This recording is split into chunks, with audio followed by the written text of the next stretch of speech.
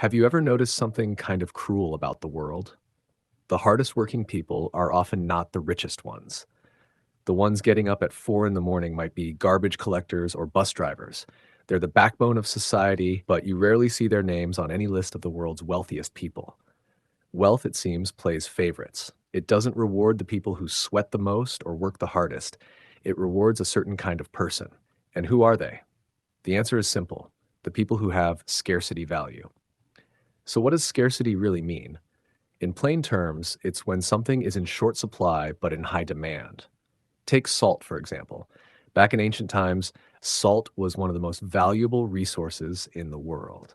It wasn't just a seasoning, it was essential for preserving meat and fish.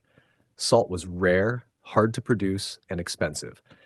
But after the Industrial Revolution, when we learned how to mass produce salt through mining and evaporation, its scarcity disappeared, and so did its value. Today, salt is so cheap, it barely registers as a cost. You can buy a whole bag of it at the grocery store for less than $1. That's how scarcity works. It's real, it's powerful, and it can vanish overnight. But here's the good news: scarcity isn't just something you find, it's something you can create. You can build your own scarcity by mastering skills that few others have, or offering value that's hard to copy. Let me give you an example.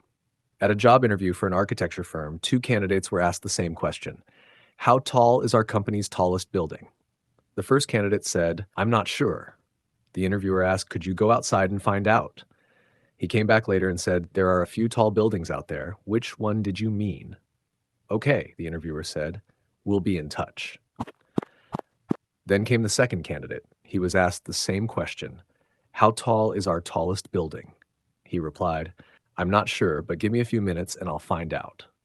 He went outside, took some quick measurements, and came back with a detailed answer. "There are three buildings about the same height, and I wasn't sure which was yours, so I estimated all three. Here are my results." The interviewers were impressed. Those two candidates represent two very different types of people you see in the workplace. The first one waits for instructions. The second one takes initiative. The first one follows orders. The second one solves problems. And that difference, the ability to think, act, and create independently, is what makes someone scarce. The same goes for entrepreneurs. Most people copy what others are doing. They jump into saturated markets, compete on price, and wonder why their profits disappear. But the few who can create unique value, offer a one-of-a-kind experience, or innovate technologically, those are the people who dominate the market and make serious money. So yes, scarcity and wealth are directly linked. Now, the real question is, how do you build scarcity for yourself? Here are three ways. 1. Study trends and understand what the world actually needs. To see the future, you have to learn to filter out the noise and spot the real signals. Pay attention to what people constantly complain about: high grocery prices, expensive rent, how hard it is to learn new skills. Those complaints are clues. They reveal unmet needs. And unmet needs are where new opportunities live. Understanding trends isn't about chasing every hot topic. It's about asking deeper questions. How will this change people's daily lives?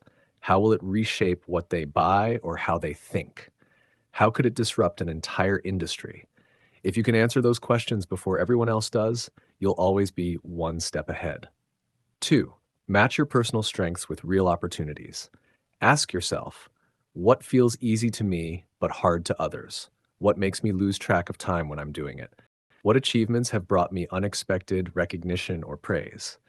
Those answers point directly to your strengths. When you align those strengths with market needs, that's when scarcity is born. Because a strength alone is just a hobby, but a strength that meets demand, that's wealth waiting to happen. When your personal talent syncs up with what the world actually needs, money starts finding its way to you. 3. Turn your strength into something nobody else can copy. People with real scarcity don't stop when they get good. They keep going until they're great. They drill deep into their craft. They practice until their skill becomes second nature, and then they find ways to apply it across different situations. That takes courage, because focusing deeply on one thing means saying no to a lot of others. But that's exactly what creates scarcity: focus, depth, and mastery. To outsiders, it might look boring or repetitive, But it's that very repetition that transforms an ordinary skill into something extraordinary, something one of a kind. So remember this: scarcity is the foundation of wealth. The world doesn't reward you for how much you sweat, it rewards you for the value only you can create.